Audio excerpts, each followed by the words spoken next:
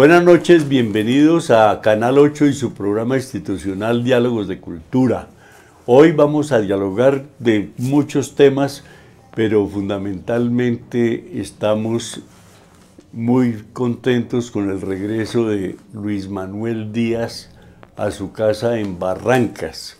Acuérdense que fue secuestrado como el 28 de octubre y solamente hasta ayer fue regresado a su casa gracias a las intervenciones de la ONU y varios obispos y bueno, desde luego el gobierno, pero lo que lamentamos es que las cosas que se están negociando y sigan sucediendo cosas con el ELN como ese secuestro que ellos mismos calificaron de un error. No es un error, es una arbitrariedad y es un delito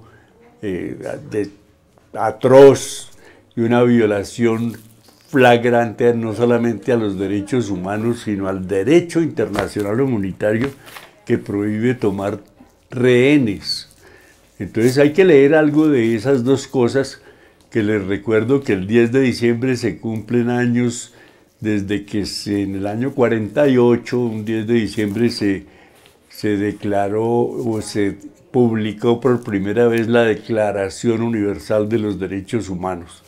Y después vino la reglamentación de la guerra, que es inaudito, pero cosas que pasan aquí en Colombia, como ese secuestro de don Luis Manuel, no se debieran hacer ni repetir. Y dicen que el ELN tiene 34 personas más de rehenes no retenidas, secuestradas en contra de su voluntad, guardándoles el derecho humano a la libertad.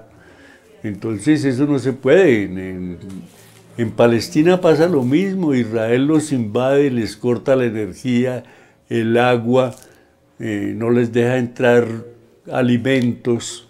Eso también va en contra del derecho internacional humanitario. A nadie se le puede matar de hambre, de sed, y mucho menos torpedear los hospitales donde hay ancianos. Generalmente nosotros nos enfermamos más que los niños, pero hay niños también. Y entonces me parece que debemos entrar en un receso total de las agresiones de los seres humanos por parte de otros seres humanos que seguramente no entienden, no saben de derechos humanos, no conocen el derecho internacional humanitario, y por eso nos proponemos que el 10 hagamos una gran reunión y hablemos de esos temas. Vamos a pedirle a la señora Personera que hagamos una serie de conferencias antes del 10 de diciembre para que la gente se entere. Entonces, queríamos lamentar que eso hubiera ocurrido y decirle a Luis Díaz en el equipo Liverpool, donde juega en Inglaterra, que así como sentimos el dolor, la angustia que genera el hecho de tener un familiar retenido, secuestrado, también nos alegra que su papá esté otra vez ahí con sus traumas, que deja el problema de haber estado más de 10 días lejos de su familia, pero que estamos felices de su regreso. Bueno, pero han ocurrido muchas otras cosas en este país de la cultura. Entonces, hoy, sábado, cuando grabamos este programa para ser emitido el próximo miércoles 15, tenemos la noticia de que van a hacer un concierto en el Teatro Mayor Julio Mario Santo Domingo como gratitud a las ejecutarias que hizo en vida Roberto Arias Pérez cuando fue director de Colsubsidio. Entonces ese famoso teatro Colsubsidio es una maravilla en su diseño, en su acústica, en la ubicación de la silletería, en la programación que tiene, y eso todo gracias a don Roberto Arias Pérez, que nació hace 100 años y hoy será homenajeado en el Teatro Mayor Julio Mario Santo Domingo. Y la hija, la nieta mejor, escribe un artículo que dice que el concierto va a ser en tiempo de gratitud. y me parece muy interesante y cuenta la historia de Colsubsidio, porque esas cajas de compensación familiar se hicieron para eso, para compensar los bajos salarios que devengan los trabajadores en Colombia y que no les permite ni educar a sus hijos, ni culturizarse, ni él ni su familia. Entonces tenemos que agradecer a las cajas Cafán, a Colsubsidio, a compensar que han hecho sitios de recreación, turismo, aunque últimamente creo que se les va la mano en las tarifas.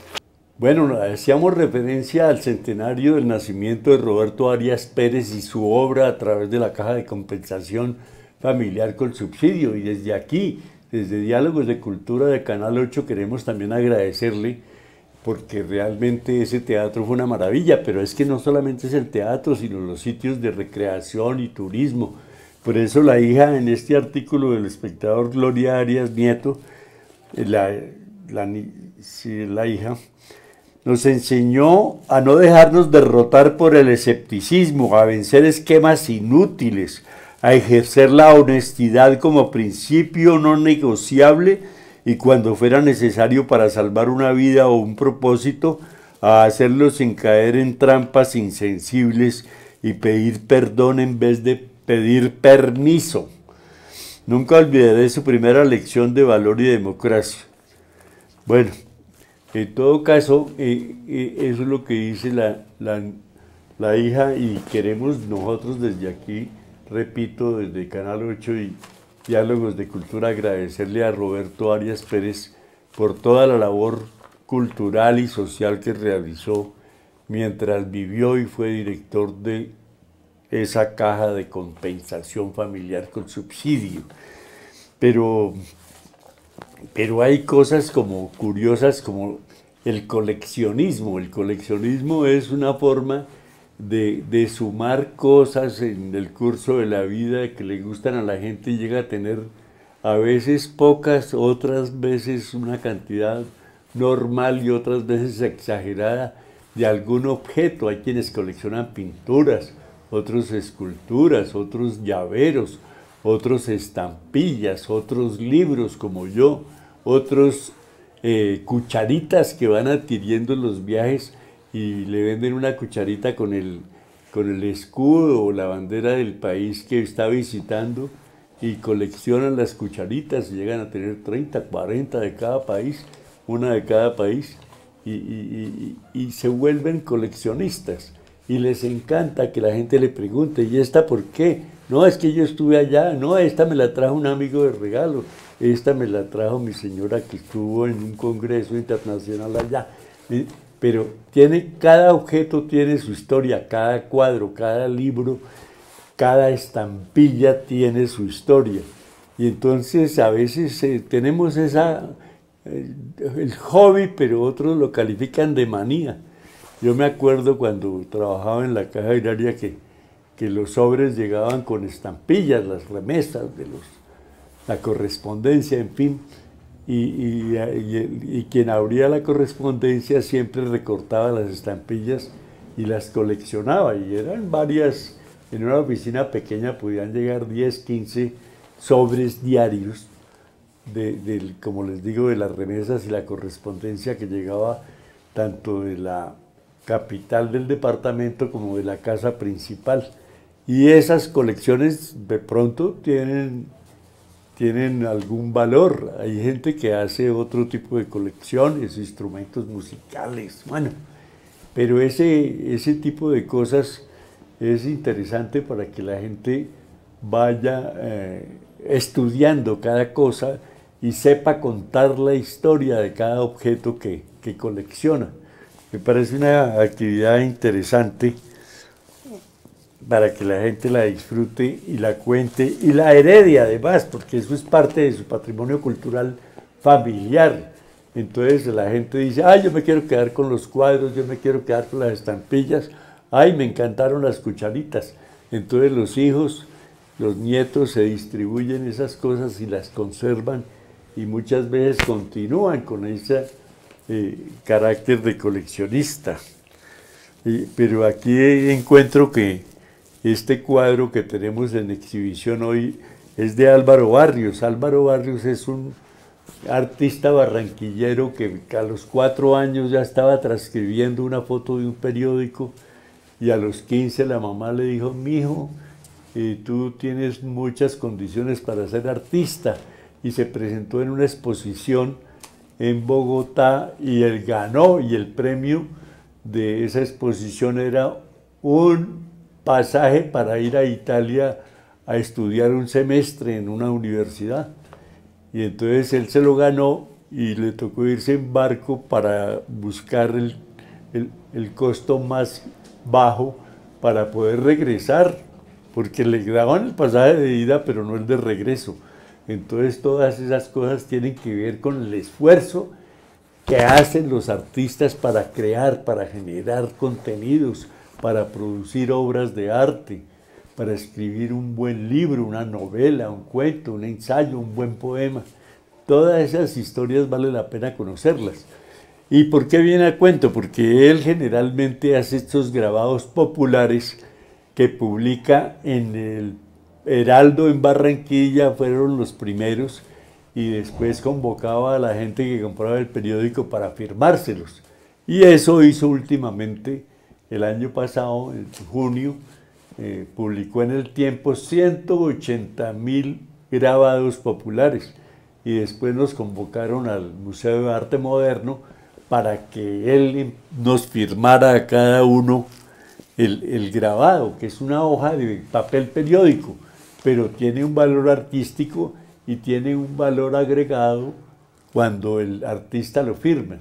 A mí me tocó el número 102 de 180.000 ejemplares del periódico que salieron, porque siempre los grabados tienen esa condición, de que si son 50, le pone al primero 1 de 50, al segundo 2 de 50, en la medida en que los va vendiendo, y sabe la gente que tiene un tiraje o unas copias de número limitado. Si dijo 50, no puede haber 51 en ninguna parte del mundo.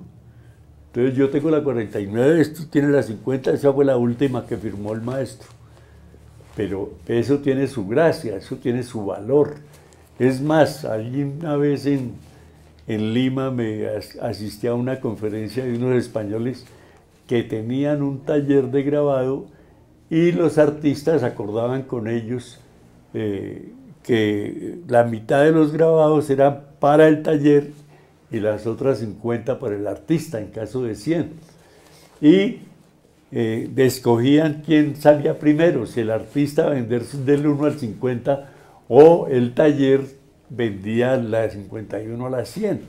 Entonces ellos ponían el taller, imprimían las 100 copias y después las exhibían en galerías que tenían en varias ciudades europeas. Y ese es un negocio. Hay que admitir que el taller funciona, la galería funciona, y hay que compartir el producto del trabajo del artista, pero con quien comercializa tiene que ganar también alguna cosa. Producir y comercializar es una cosa bien complicada.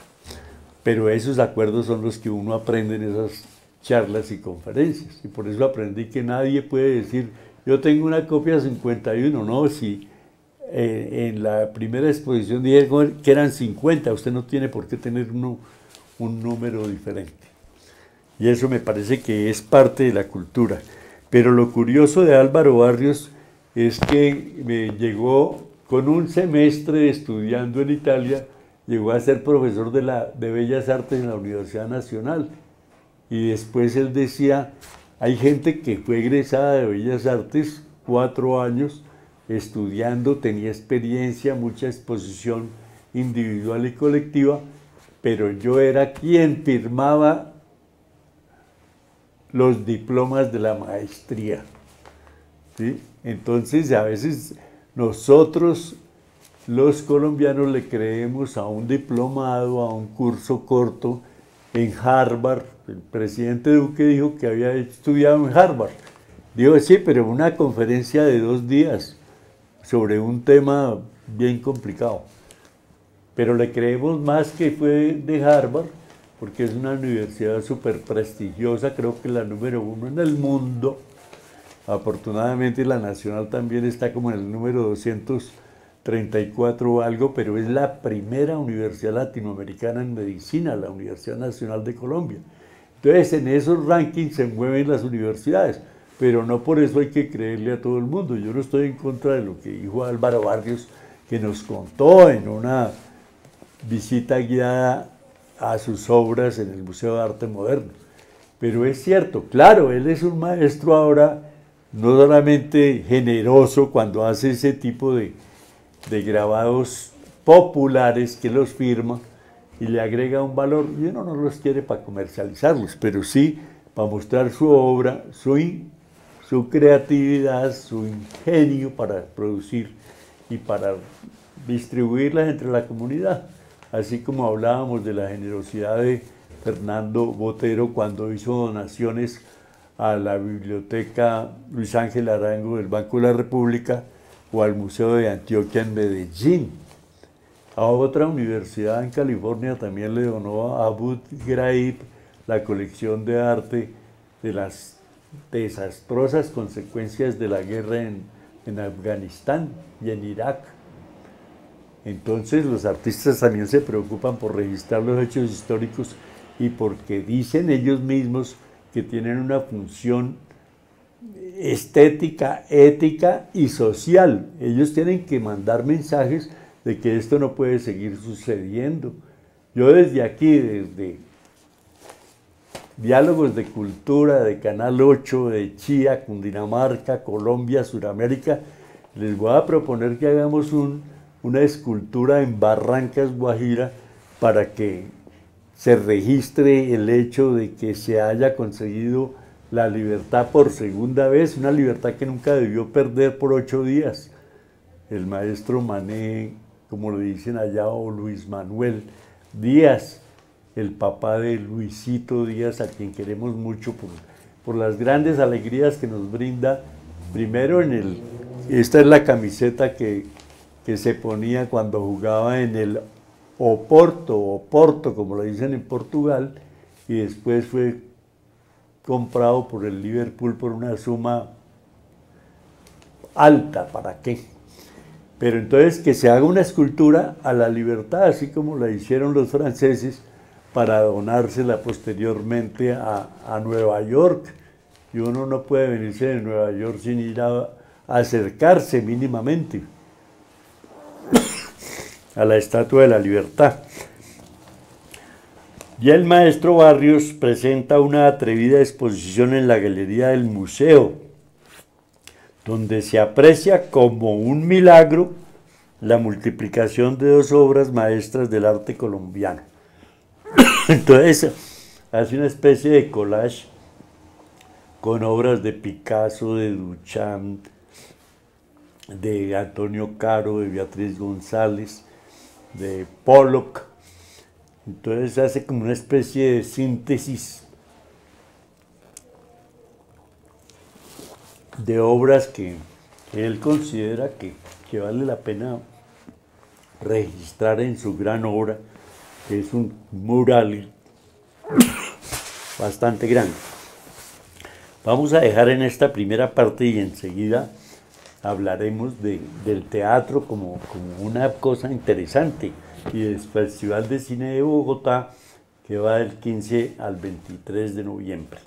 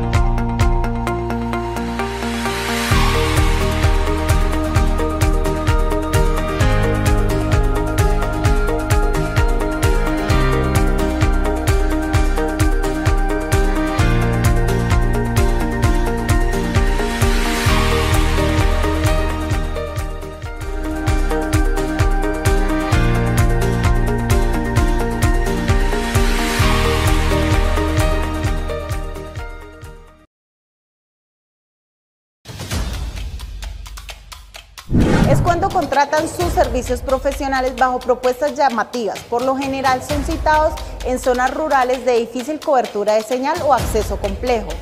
Estando allí, les indican que están secuestrados, que apaguen sus celulares mientras se comunican con sus familiares haciendo una exigencia económica a cambio de su liberación.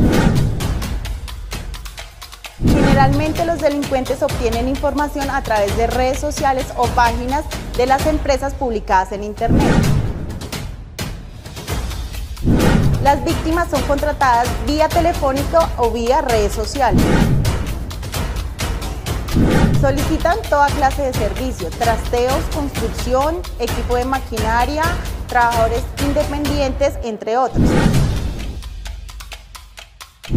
Luego de ganarse la confianza de la víctima para llegar al lugar acordado, estando allí, lo intimidan haciéndose pasar como grupos ilegales.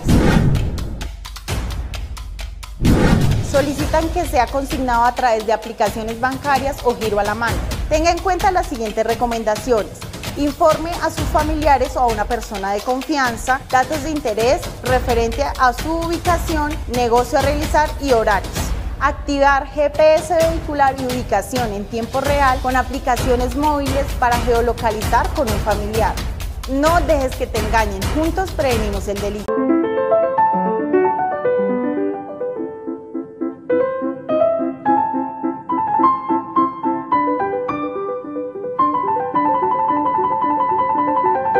Bueno, continuamos en esta segunda parte para hablarles de teatro y algunas recomendaciones que hace Manuel Dresner acerca de cuáles serían las obras de carácter internacional que vale la pena ver, que mirar, porque estamos en mora de iniciar una arremetida de formación de públicos, porque ahora vamos a hablar de Bogocine y dice la gente, sí hay, después de la ley de cine que está cumpliendo 20 años, algunas ayudas que permiten producir la película, con mucho sacrificio, pero ¿qué sacamos si producimos la película con un costo moderado? Bueno, 20, 50, a veces mucha plata, pero si la gente no va al teatro, a cine, a ver la película, pues entonces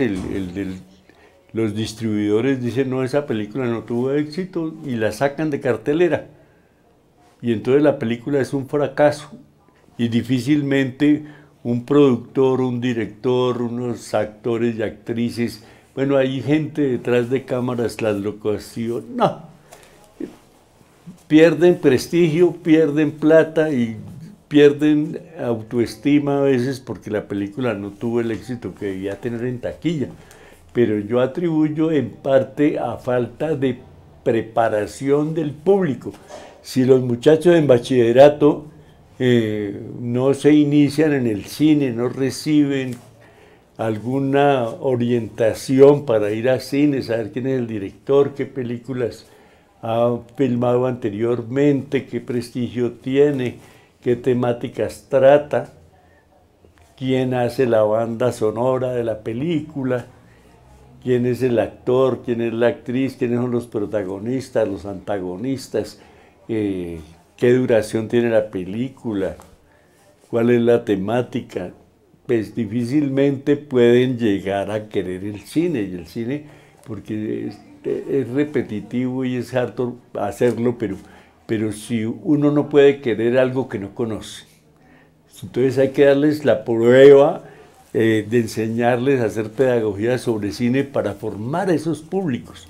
Y aquí tenemos teatros, pero uno no ve que los muchachos puedan ir a una obra de teatro, a una presentación de una buena película, y entonces preferimos lo extranjero. Si viene una película norteamericana de Disney, Barbie, todo el mundo quiere ir a verla, llevar los nietos, los hijos, se comenta en la casa, en el trabajo, pero el colombiano no. Entonces dicen, hay que darle presión, primero formar públicos y procurar hacer acuerdos con los distribuidores y presentadores de cine para que incluyan el cine colombiano en un porcentaje, cada vez más creciente, el 10, el 15, el 20, el 30% de cine colombiano del número de presentaciones que hagan en un año. Pero hay que incentivar el cine, no solamente la producción, sino la distribución, para que nosotros tengamos también una imagen distinta, diferente. Ya tenemos buenos ejemplos, ya hay financiación para hacer documentales cortos y largometrajes, pero necesitamos incentivar el cine y el teatro también, porque uno oye a un actor de cine o de televisión y le dicen, ¿y usted cómo se inició? No, yo en el colegio me puse de actor alguna vez, representé un personaje, a Policarpa Salaverrieta, a Cristóbal Colón, y entonces la familia me dijo, tienes talento para eso. Entonces después salió un casting, me presenté y me quedé en un programa de televisión y de ahí salté al cine. Entonces todo ese proceso hay que recordárselo y decirle a la gente, no es imposible, nada es imposible. O sea que no hay cosas imposibles sino hombres incapaces. Y es cierto, todo lo que uno piense es posible realizarlo, pero hay que hacerlo con mucha disciplina. Y entonces por eso desde aquí también proponemos que la formación de públicos, pero en Chía hay teatros, está el Sea Maíz, está el de Laura Vicuña con muy poco uso para el público, pero hay que incentivar el cine, la cultura en general, el teatro, a veces marionetas, a títeres. Bueno, hay una cantidad de espectáculos que pueden generar mejores ciudadanos, que es lo que nos importa al final. Hacer pedagogía, hacer cultura desde temprana edad es muy bueno para que en un futuro, en 5, 6 generaciones más, tengamos un país diferente. No lo vamos a cambiar de la noche a la mañana, en un cuatrenio, no. Pero sí vamos a evitar que la gente se culta es menos susceptible a la corrupción, a la dádiva, al tráfico de influencias y esas cosas. Entonces, pues aquí el maestro le recomienda ver El tío Vania de Chekhov, también dice que Pigmalión de Bernard Shaw, recomienda Enrique IV de Shakespeare, El Rey Lear, y también dice que Topacio, El Misántropo de Molière, Cyrano de Bergerac de Rostand, El alcalde de Zalamea, La dama duende y el perro del hortelano de Benavente, Madre Coraje, El inspector de Gogol, La importancia de llamarse Ernesto de Oscar Wilde. Bueno, hay una cantidad de dramaturgos y de obras de esos dramaturgos que vale la pena ver. Aquí en Colombia también tenemos buen teatro. Yo me acuerdo de Aitok Panamá, del que hablamos hace poco. Entonces son obras del teatro del TPB, Teatro Popular de Bogotá, que desapareció. Y tenemos teatros no muy grandes ni muy confortables, pero hay teatro en la Candelaria, hay 4 o 5. Está La Mama en Chapinero, está el Teatro Libre en Chapinero también y en la Candelaria. Vamos a teatro, aquí también tendremos posibilidades de presentar buenas obras de teatro, pero que inviten al público, porque uno ve que se ganan un estímulo para presentar una obra y van 10, 12 personas en un teatro que le caben 103 o 730 sillas en el caso del Sea Maíz, o 200 en el Laura Vicuña, o en una de las casas comunales, de las juntas de acción comunal. Ahí se pueden hacer obras de teatro con públicos, hacerla con más frecuencia la obra para que puedan acceder varios grupos, varios cursos, por ejemplo. Entonces me parece una recomendación muy válida de lo que es al teatro, porque mire lo que dice Confucio. El maestro Confucio dijo: No es una alegría aprender algo y después ponerlo en práctica a su debido tiempo. No es un placer tener amigos que vienen de lejos. Lo que se refería a ponerlo en práctica y a su debido tiempo es esas obras de teatro se gastan 6, 8, a veces años preparando la presentación de la obra, el vestuario, el maquillaje, la escenografía, la luminotecnia, y muchas veces fallamos a último momento en la publicidad.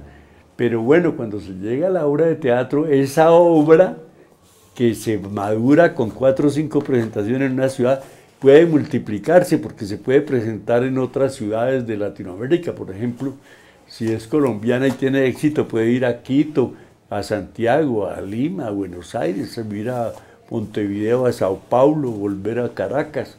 Y entonces esa es una de esas giras que puede durar un año. Y si le va bien en Latinoamérica, Europa está pendiente de quiénes son los mejores para invitarlos también allá. Y entonces tenemos una nueva forma de crear una nueva imagen del país como buena gente, como gente culta, como gente del teatro, del cine. Eso es lo que hay que cambiar.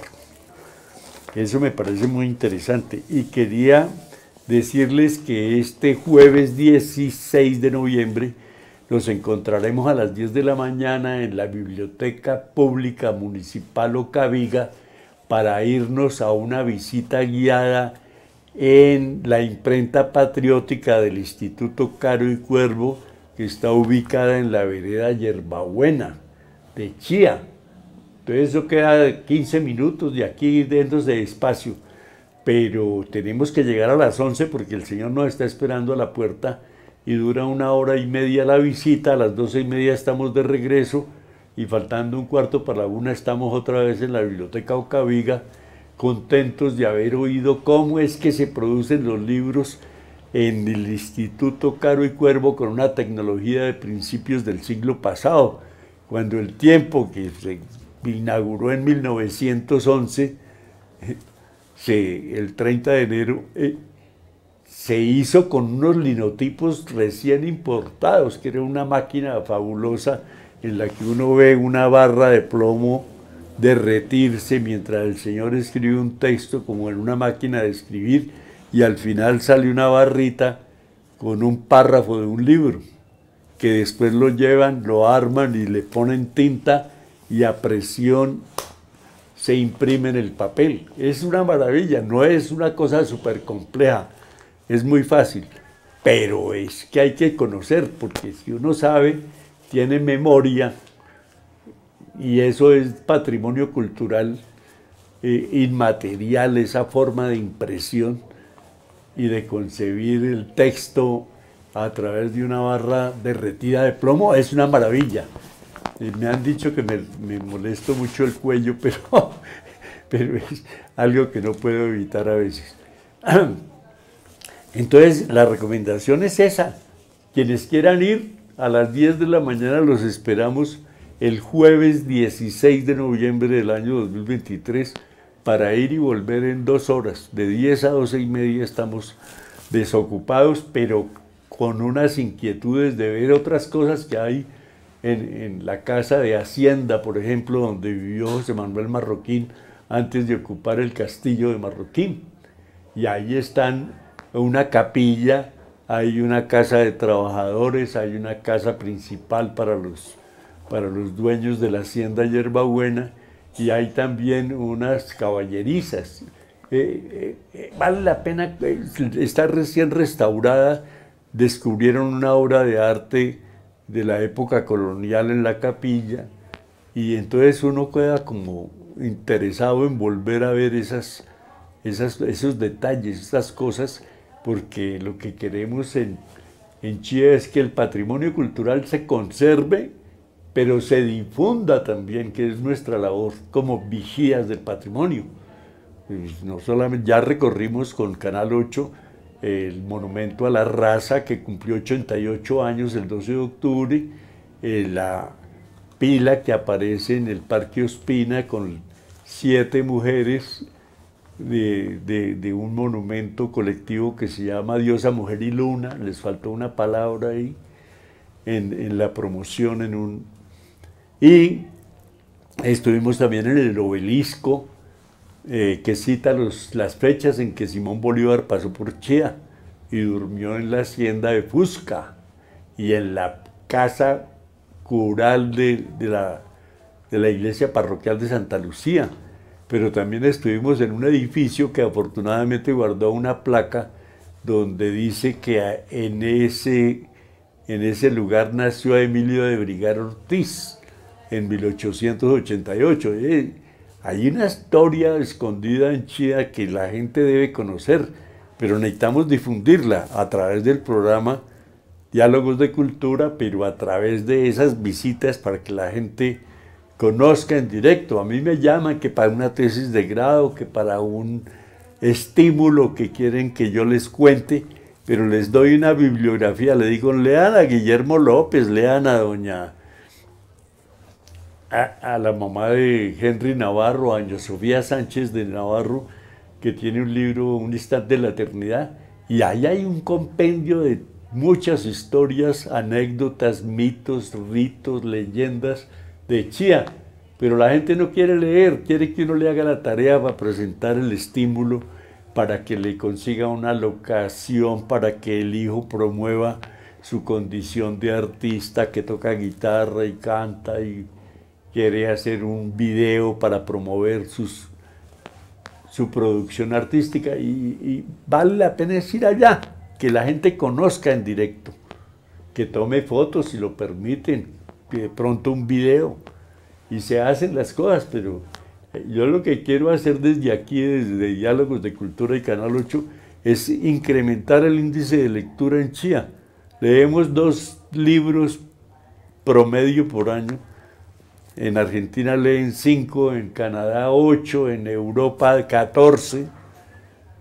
Entonces, pues entre más lea uno, como dice Confucio ahí, claramente dice Confucio que es tener amigos de lejos, porque leyendo un libro uno, ese personaje que crea el autor de la novela, lo pone a uno a volar, a sentir frío por allá en el Himalaya, o a sentir el calor del verano europeo que llega a 38, 40 grados.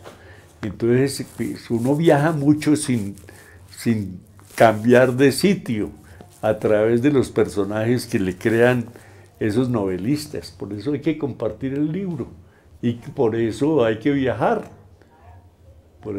Hay que conocer el mundo para poder opinar de cambios que se pueden hacer aquí, adoptar y adaptar políticas de movilidad, de calentamiento global, de no tumbar árboles. Por ejemplo, aquí hacen un diseño de un edificio y no se dan cuenta que hay árboles, que hay un lote que no es del municipio y lo invaden, lo tumban, lo demuelen la construcción porque no hay memoria. Si la gente va y le dicen este es un sitio bien de interés cultural, la iglesia parroquial de Santa Lucía está siendo afectada por unos cordones que le colocan con puntillas y martillo a la fachada de piedra, y ya se ven las señas de 4 o 5 clavadas que le han pegado a la fachada y la destruyen. Terminamos sin fachada en la iglesia parroquial, que es un bien de interés cultural, arquitectónico y religioso.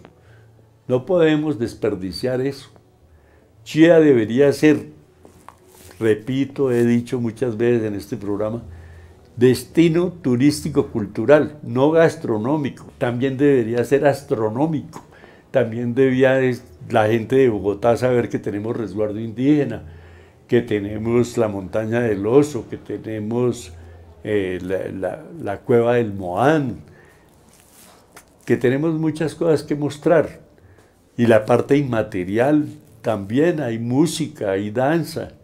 Muchas veces no somos originales en eso, como el Festival de Torbellino en Tabio, que lleva mucha gente, pero hacen el nombre de el Festival de Torbellino, pero detrás de eso viene la gastronomía, vienen las artesanías, viene la hotelería, viene el transporte, viene el conocimiento del municipio, la compra de objetos.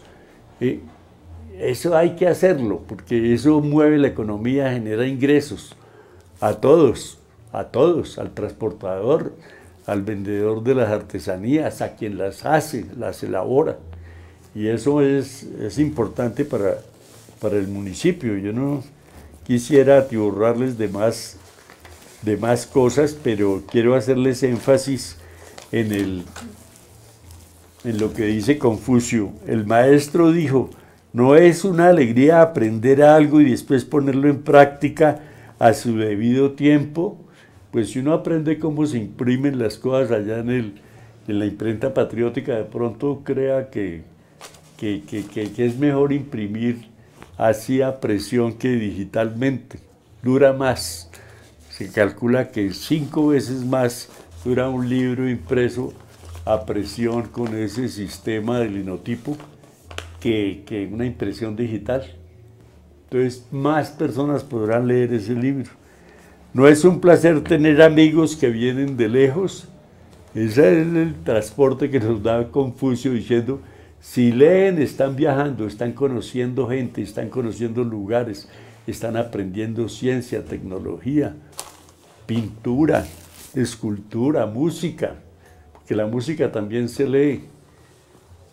Entonces todo eso es lo que queremos que a través de la cultura nos conviertan en ese destino turístico, cultural que queremos las personas que fungimos como gestores culturales, como vigías del patrimonio, como veedores de la administración pública, para que no se vaya la plata por caminos que no deben, sino en incrementar y reglamentar, porque aquí hay mucha gente que gana estímulos por la mañana y por la tarde y realmente no afectan a la comunidad, a la sociedad, porque no asiste mucha gente a las actividades que fueron financiadas con ese estímulo. Entonces lo que hay es que socializar, como dice Confucio, hay que aprender, pero para que otras personas también puedan, digamos, extender ese conocimiento que tiene el ganador del estímulo, para que lo socialice, lo comparta, como dice Confucio. Entonces vamos a dejar por hoy y los espero el jueves 16 a las 10 de la mañana para que vayamos al Instituto Caro y Cuervo, imprenta patriótica, y disfrutemos de cómo se produce un libro con una tecnología del siglo pasado. Buenas noches.